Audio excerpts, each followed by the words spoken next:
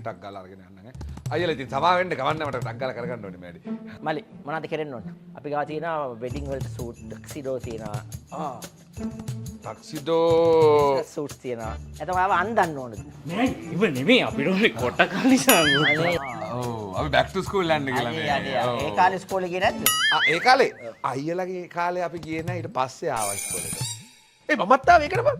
ඒ ලහිරු ඔබට කලින් මං ආවේ. එතකොට දැන් මං ආවේ වෙන වැඩකට. ඒකනේ බං අපි දෙන්නම ආවේකට 12 ඉස්සෙල්ලා අපි දෙන්නව ගන්න ඕනේ බං. ඔය දිගම ටේප් එක අරගන්න මගේ මෙෂර්මන්ට්ස් අරගන්න. I came all the way from the UK to give measurements. අයියේ මේ අපිත් ආවේ ඒකට.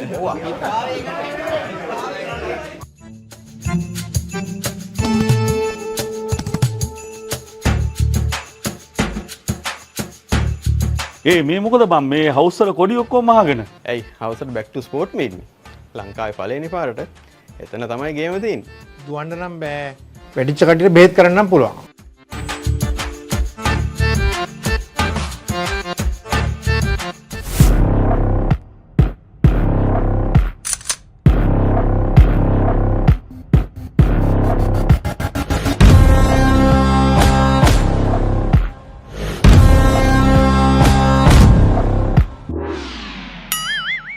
ඉස්කෝලෙන් දෙන රෙද්දෙන් මුට මහනවා නම් මහන් වෙන්නේ එක කකුලක් තමයි අයියේ.